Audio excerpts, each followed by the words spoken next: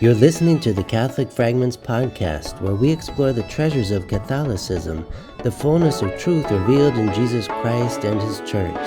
I'm your host, Dr. Donald Wallenfang, and I invite you to join me in gathering up the fragments of the truth that sets us free.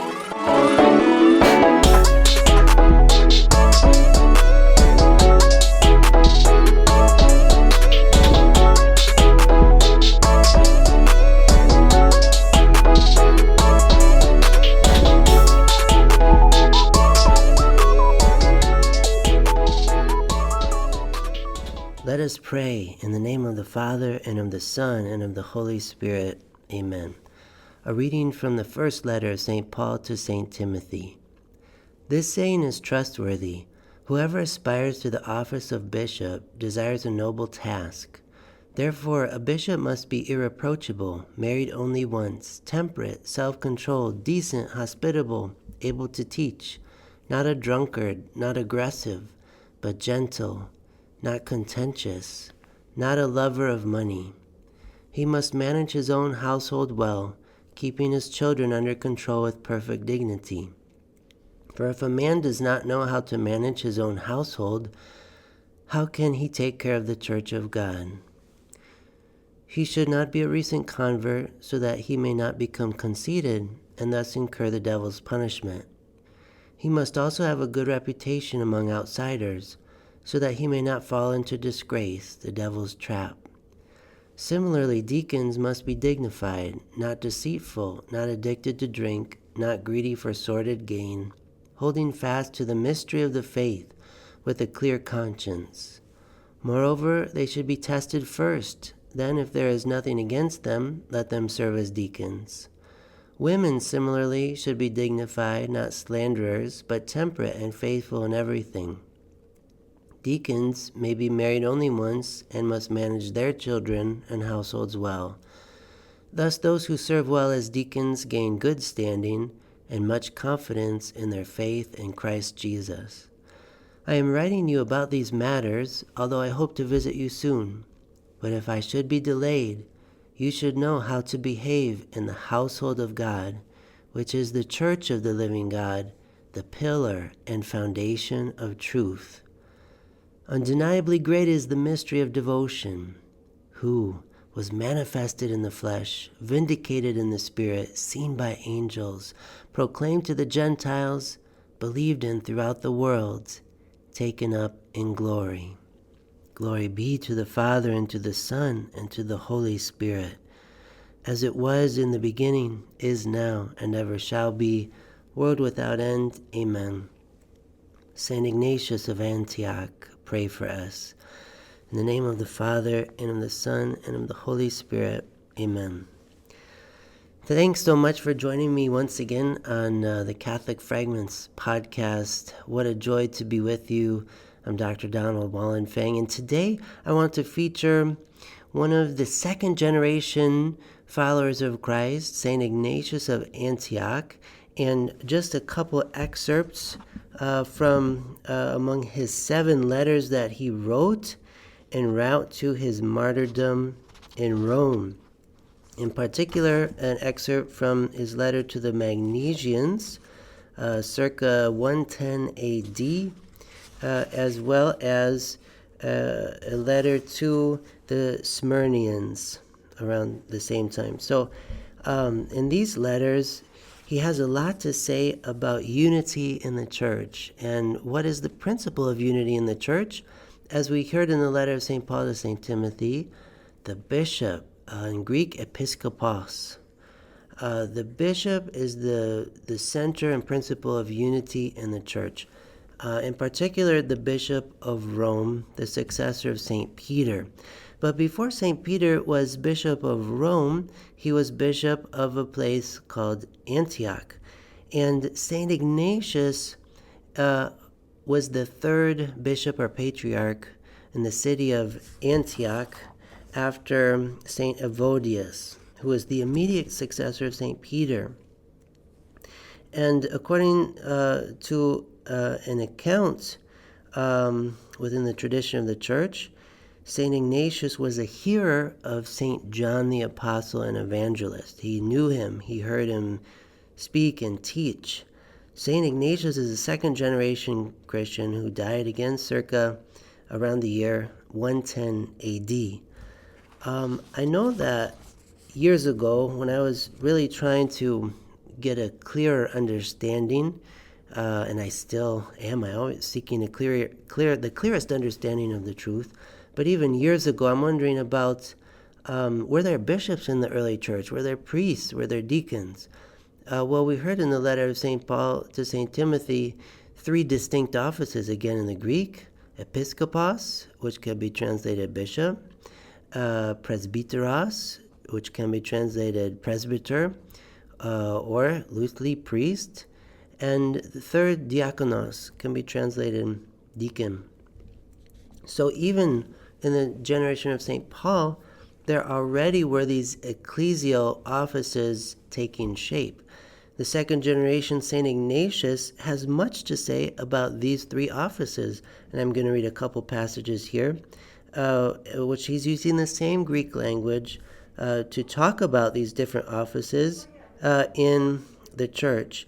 So in his letter to the Magnesians, he writes, "Take care to do all things in harmony with God, with the bishop presiding in the place of God, and with the presbyters in the place of the council of the apostles, and with the deacons who are most dear to me, entrusted with the business of Jesus Christ, who was with the Father from the beginning and is at last made manifest."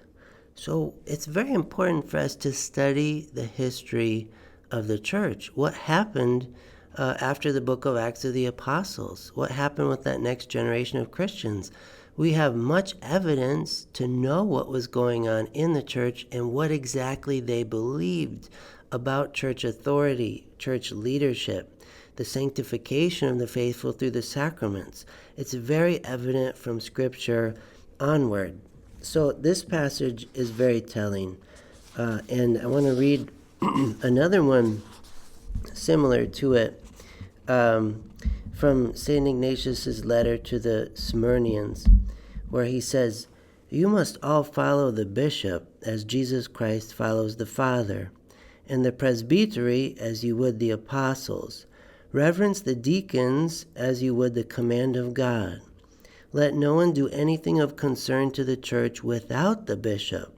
Let that be considered a valid Eucharist, which is celebrated by the bishop or by one whom he appoints.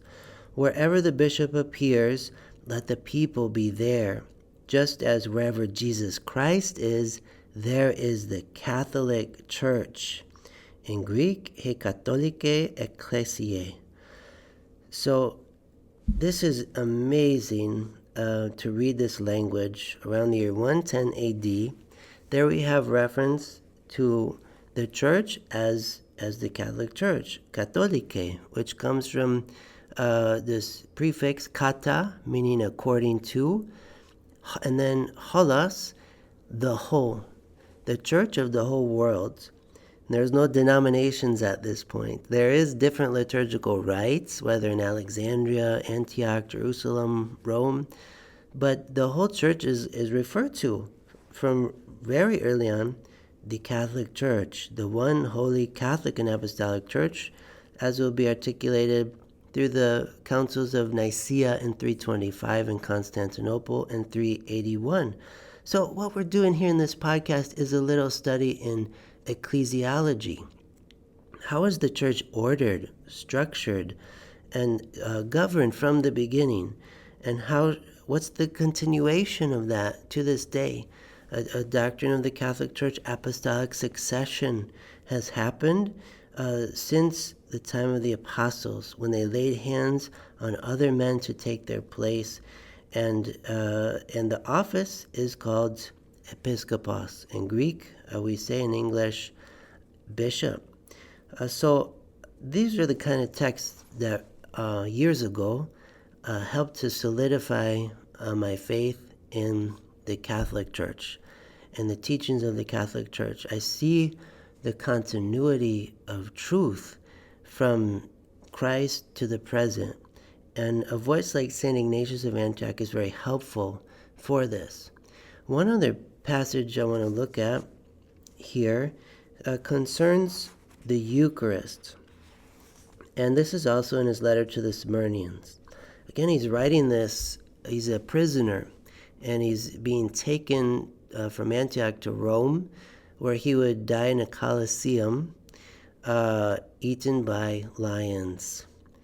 And St. Ignatius is very courageous by the grace of God through this whole ordeal. And he says, may I be ground up in the teeth of the beast as I consume our Lord, his true flesh and true blood in the Eucharist. It's very mystical things he says in some of these letters. And I want to raise the question of the Eucharist. What did Jesus do at the Last Supper? As his followers, we really want to know the truth about this. What's going on with this bread and wine when he says, take this, all of you, and eat it. This is my body, which will be given up for you. Take and drink from this chalice. This is my blood, the blood of the new and everlasting covenant. What does he mean? How did the apostles understand what he meant? How did the second generation Christians understand what he meant? Here we have the third bishop of Antioch, Saint Ignatius, who knew Saint Peter, who knew Saint John, who knew the apostles who were at the Last Supper and heard their testimony in person. And here's what he has to say about the Eucharist. Take note of those who hold heterodox opinions on the grace of Jesus Christ, which has come to us, and see how contrary their opinions are to the mind of God.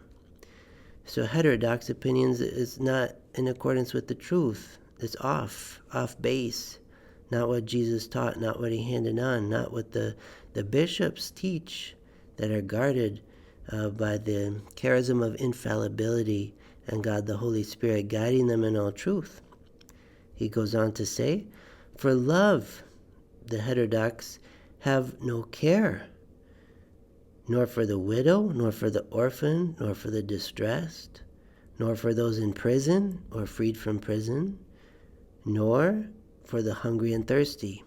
Allusion to the Gospel of St. Matthew chapter 25 and what the Catholic theology calls the corporal works of mercy.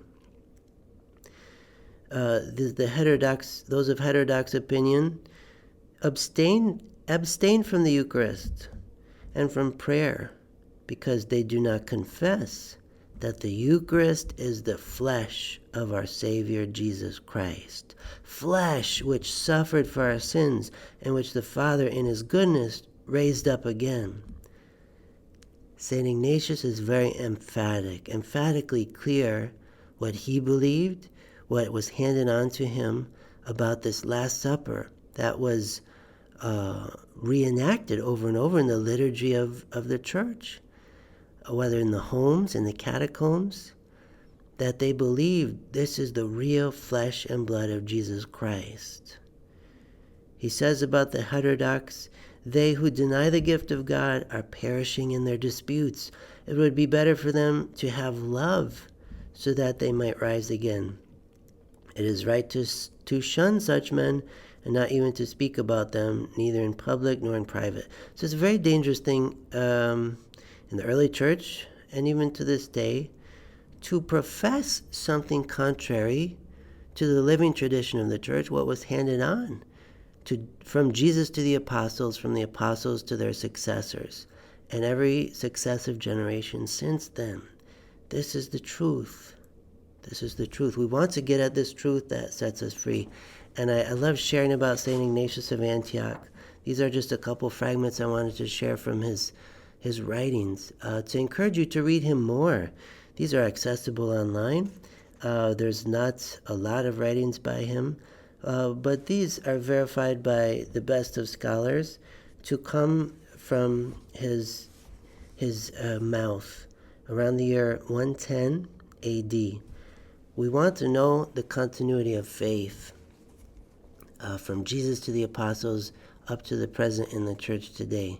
It's very clear. If we take time to study, if we take time to gather up the fragments of truth, we more and more approach the whole, which altogether is the truth, Jesus Christ, who sets us free. Thank you for joining me on the Catholic Fragments podcast, where you are equipped to think toward the whole, to pray from the heart, and to live as a witness.